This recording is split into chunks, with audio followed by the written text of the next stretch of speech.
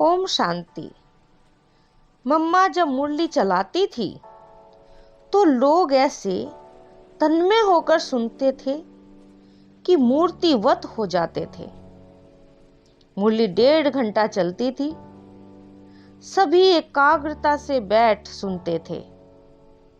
मम्मा की मुरली इतनी प्यारी होती थी कि बात मत पूछो। पूरे यज्ञ में देखा जाए तो मम्मा बहुत कम बात करती थी। मम्मा का ये गुण सभी को बहुत अच्छा लगता था। मम्मा कहती थी कि जो गलती एक बार कर दी वो दूसरी बारी नहीं होनी चाहिए। मम्मा कभी भी कोई कार्य बोलकर नहीं सिखाती थी, खुद करके सिखाती थी।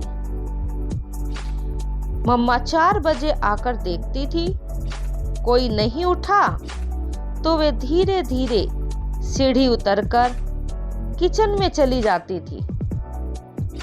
किसी न किसी को पता पड़ जाता था। तब वे कहते थे मम्मा देख कर गई है। तो सभी उठकर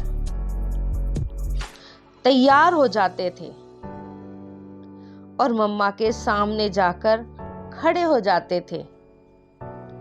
तब मम्मा मुस्कुराकर कहती थी, देखो आपके मंदिरों में भगत उठकर घंटी बजा रहे हैं, आप देवता सोए पड़े हैं। ऐसे मम्मा प्यार से समझाती थी। भोजन क्या है, कैसा है, मम्मा ये कभी नहीं देखती थी। जो मिला उसी को प्यार से स्वीकार कर लेती थी। कभी ये नहीं कहा कि आज नमक कम है या ज्यादा है, आज सब्जी अच्छी है या अच्छी नहीं है। खाने के समय मम्मा कभी इधर उधर नहीं देखती थी। ऐसे चुपचाप बैठी, खाया और चली गई। भोजन को प्रसाद के रूप में स्वीकार करती थी। मम्मा के सामने बाबा कुछ भी बात कहे, कुछ भी सुनाए, मम्मा कभी क्यों कैसे ये नहीं सोचती थी। सदा जी बाबा, हाँ जी बाबा ही कहती थी। इतना रिगार्ड था उनका बाबा के प्रति। बाबा के हर बोल पर मम्मा का अटूट विश्वास था। एक बार किसी ने मम्मा से पूछा, मम्मा पहले बाबा कहते थे कि जहां जीत वहां जन्म, आजकल बाबा उसके बारे में कुछ बोलते ही नहीं है, आपका क्या विचार है? तब मम्मा बोली, मेरा विचार कहाँ से आया?